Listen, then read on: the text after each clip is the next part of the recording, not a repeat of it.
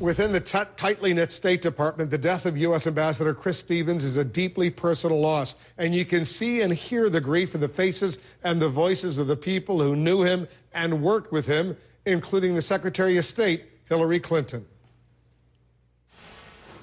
Today, many Americans are asking, indeed, I asked myself, how could this happen? How could this happen in a country we helped liberate, in a city we helped save from destruction? This question reflects just how complicated and at times how confounding the world can be. But we must be clear-eyed even in our grief. This was an attack by a small and savage group, not the people or government of Libya. Secretary Clinton also says violence like this is no way to honor a religion or a faith. And you're in the Situation Room happening now. President Obama vows that justice will be done in the killing of the United States ambassador to Libya and 3 other Americans. But who was behind the attack? The House Intelligence Committee Chairman, Congressman Mike Rogers, he's standing by. Ambassador Chris Stevens risked his life to help Libyans overthrow a dictator and lost his life in the city he helped to save. We're going to hear from those who knew him. And Egypt's new leader speaking out without one word of condemnation for the attack on the U.S. Embassy there. We're going live to Cairo. We want to welcome our viewers in the United States and around the world. I'm Wolf Blitzer. You're in the Situation Room.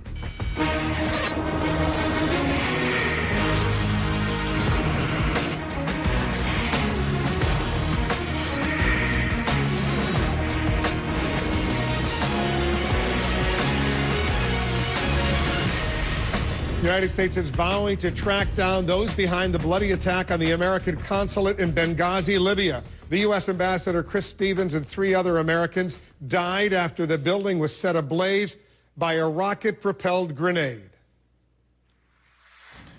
We will not waver in our commitment to see that justice is done for this terrible act. And make no mistake, justice will be done. U.S. sources say the attack was planned in advance by a jihadist group. The FBI is investigating, and dozens of U.S. Marines have been sent to beef up security for Americans in Libya. CNN's Jumana Karacha is on the phone. She's joining us from Tripoli, Libya right now. Jumana, tell us what happened based on all of the evidence, all of the reporting you're doing.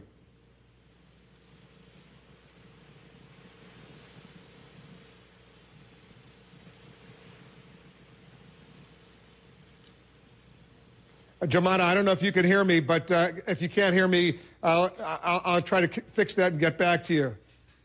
I think we've lost connections with Jumana. We're going to get back to her. Let me walk over here.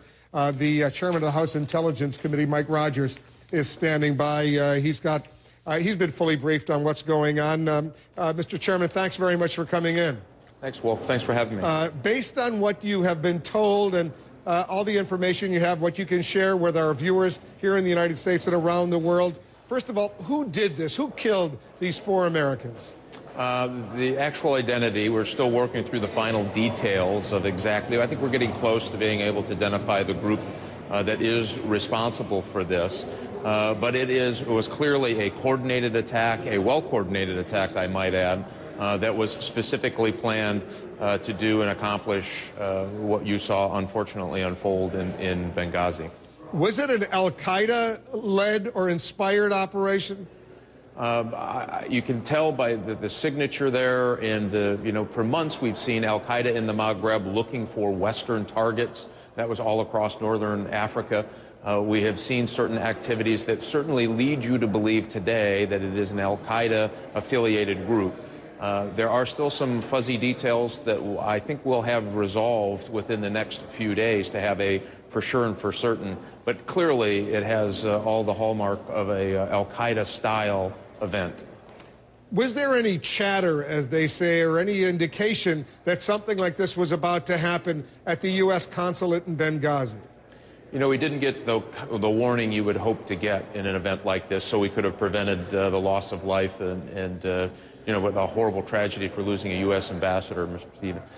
We think that we'll be able to go back and take a look again. We're going to re-scrub all of that. That's what, unfortunately, we'll need to do to make sure that we didn't miss anything. But I don't believe so. I don't believe there was some smoking gun that was missed leading up to this. And there wasn't that kind of chatter that would lead you to believe that this event was happening on this day with this specific target. I didn't see anything like that. I don't think our intelligence services have.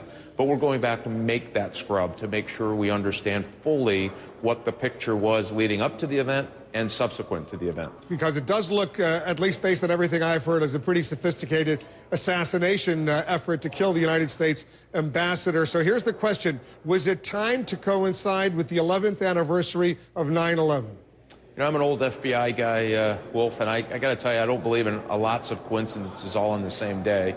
So it certainly looks that way to me. There are differences of opinion as we stand here today. And remember, we're going to have more details. The story we'll understand all the pieces to this puzzle within days of the event.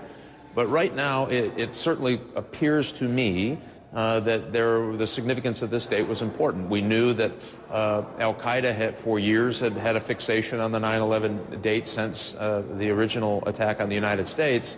So it wouldn't be implausible to think that they could plan an event. And by the way, an event like this just doesn't come together. It's not something you throw together in a day and say, we're going to run out and do this. This was a very well sophisticated, coordinated event.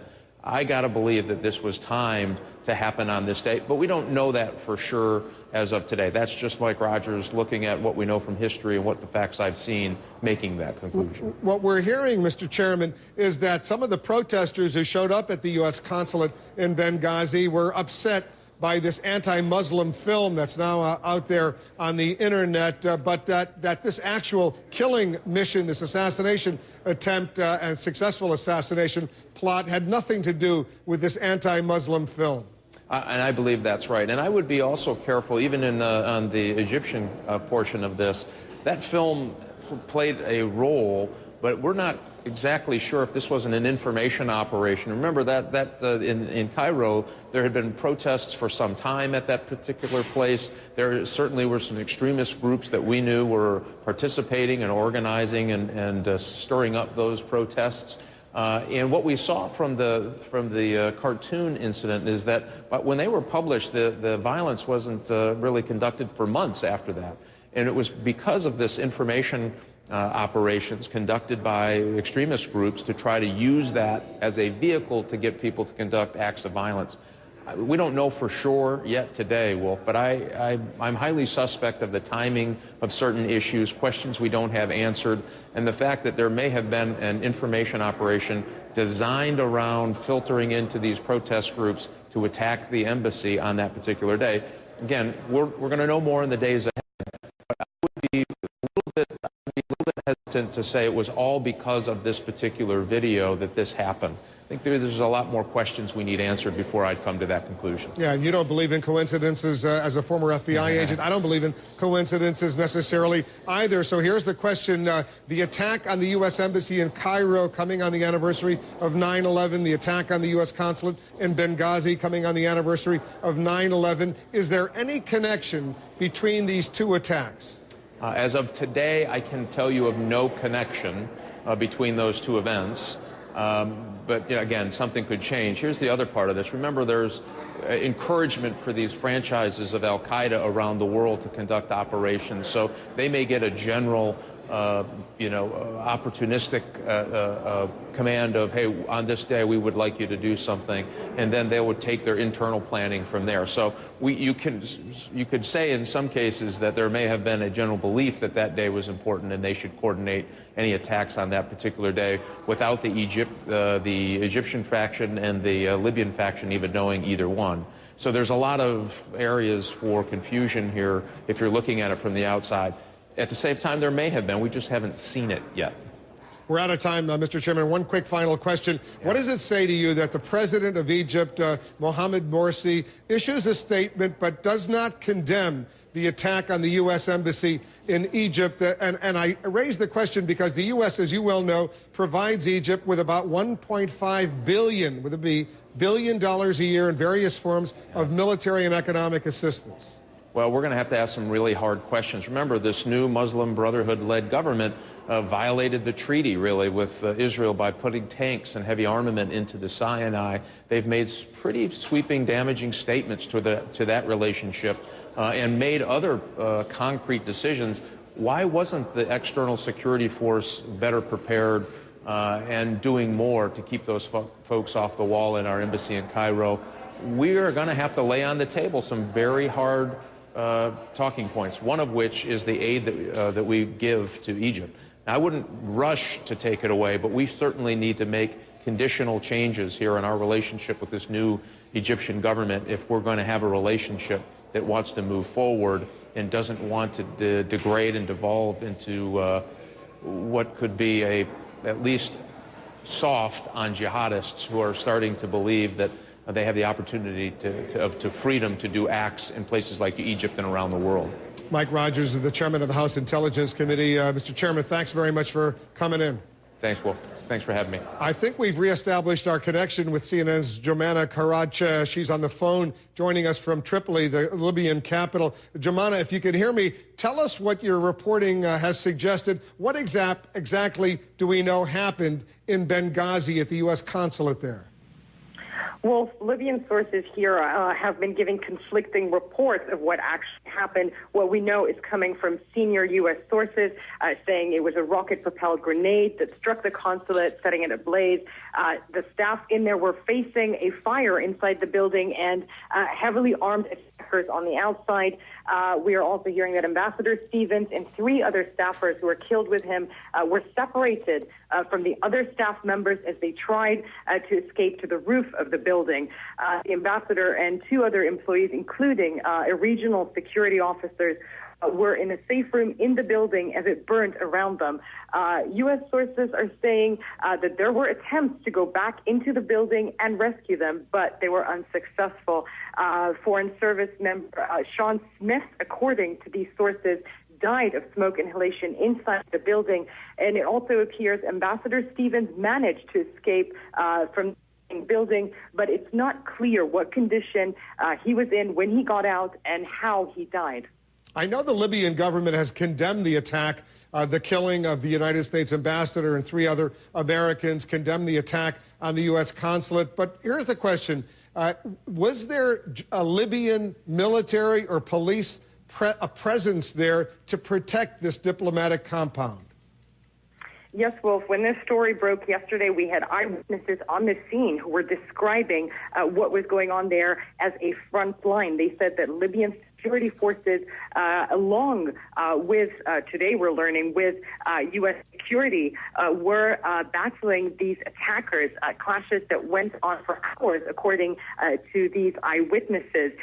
Now, what we're hearing today from the Libyan government, the Libyan parliament speaker, trying to reassure the United States and the international community that the Libyan authorities here are here to provide security and safety for foreign nationals and foreign missions in Libya, something very hard for people to believe right now, especially after this attack and previous attacks that we have seen over recent months targeting foreign missions there in Benghazi, the U.S. consulate itself being the target back in June when a bomb. Jomana Karacha, I think we just lost our connection, but be careful if you can hear me over there. She was joining us on the phone from the Libyan capital of Tripoli. We're also getting new information that's coming in on how the attack went down. Additional details stand by. We're going to be giving you a minute-by-minute account of what happened. And our colleague one of our colleagues knew Ambassador Stevens for more than a decade. Our State Department reporter, Elise Labott, will share some personal reflections.